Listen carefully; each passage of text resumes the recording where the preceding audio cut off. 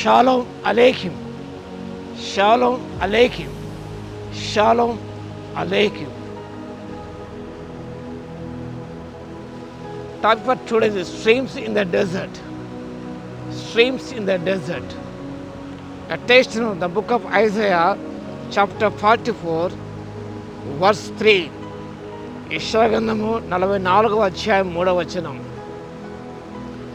నేను దప్పిగల వారి మీద నీళ్లను, ఎండిన భూమి మీద ప్రవాహ జలములను కృమ్మరించెదను.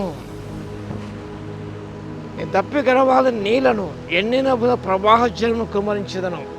ఇక్కడ ప్రవాహ జలమును చూస్తున్నారు. ఇక్కడ బ్యాక్గ్రౌండ్లో ప్రవాహ జలములు ఎలా పారుతున్నాయో మీరు చూస్తున్నారు. యెషయా ప్రవక్త సెలవిస్తున్నాడు, ఎండిన భూమి మీద ప్రవాహ జలమును కుమ్మరిస్తారంటున్నాడు. మన హృదయ క్షేత్రం అనేది ఒక ఎండిన భూమి లాంటిది. ఎండిన భూమిలో ఇలాంటి పంట పైకి రాదు. సస్యశ్యామలంగా అది మారలేదు. అది అవన్నీ సస్యశ్యామలంగా మారాలంటే ప్రవాహ జలములు దానికి కుమ్మరింపబడాలి. అది వర్షం చేత తడపబడితేనే కానీ అందులో మొలకలు మొలకెత్తవు. నేను అనేక జీవితాలు కూడా ఎండిన భూమి వలె ఉన్నవి. డ్రై ల్యాండ్, పగులు వచ్చి ఉన్నాయి. సమ్మర్ చూస్తారు, ఎండిన భూమి చూస్తారు, అంత పగులు వచ్చి ఉంటాయి, నెరవేర్చి ఉంటాయి.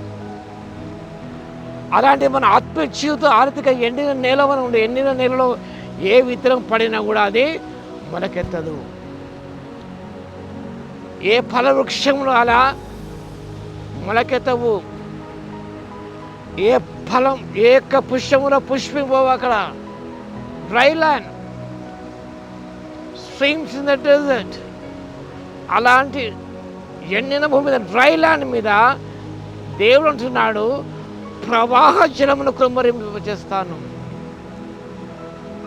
Jesus is a metaphor. God is a metaphor. A prophet is a metaphor of a river. It symbolizes the spirit of the living God. పరిశుద్ధాత్మ అనే ప్రవాహ జలములను మన మీద కృమ్మరింప చేసినప్పుడు ఎండిన భూమి సస్యశ్యామలైన భూమిగా, బంగారు పంటలు, పసిడి పంటలు పండించే క్షేత్రంగా అది మారిపోతుంది. ఎప్పుడనగా ప్రవాహ జలములు ఆ ఎండిన భూమి మీద కృమ్మరింపబడినప్పుడే. లేనట్టయితే అది ఎండిన నేలగానే ఉంటుంది, నిష్ప్రయోజనంగా ఉంటుంది, బీడు వారిపోతుంది, బీటలు మారుతుంది. దప్పిగల వారి మీద నీళ్లను, those are thirsty, ప్రభున్న దప్పిగల వారా నీళ్ళు రండి. He is the living waters. The quench God will quench your spiritual thirst. ఆత్మీయ దాహాన్ని తీర్చే దేవుడు ఆయన. సమర స్త్రీ వచ్చింది, సుకారణ బావి దగ్గరకు వచ్చినది. అమ్మ, ఈ నీళ్ళు త్రాగేవాడు మళ్ళీ తప్పికొంటాడు. నేనిచ్చే నీళ్ళ వాడు నిత్యం ఊరి నీటి బుగ్గగా ఉంటుంది.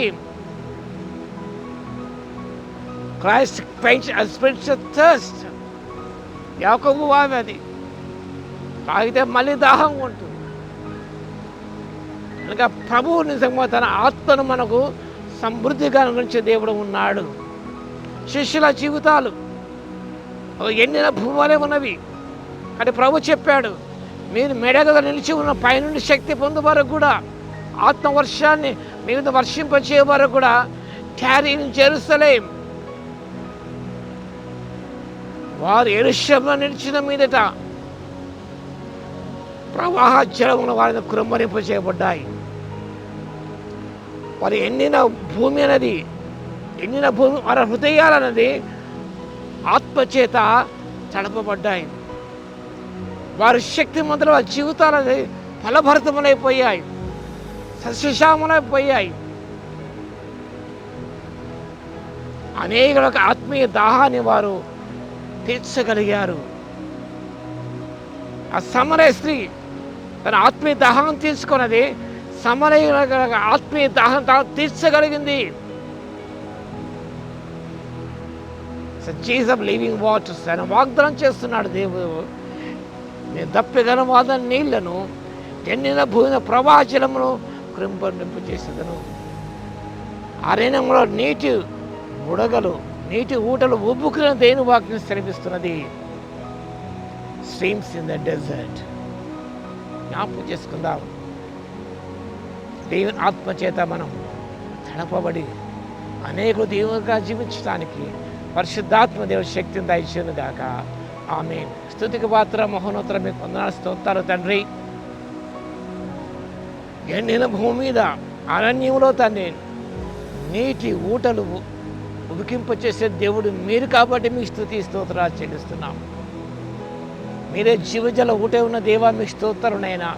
ఎండిన భూమి మీద ఎండిన జీవితాల మీద మీ ప్రాజెక్ట్ కృమరింపచేయను మా తండ్రి.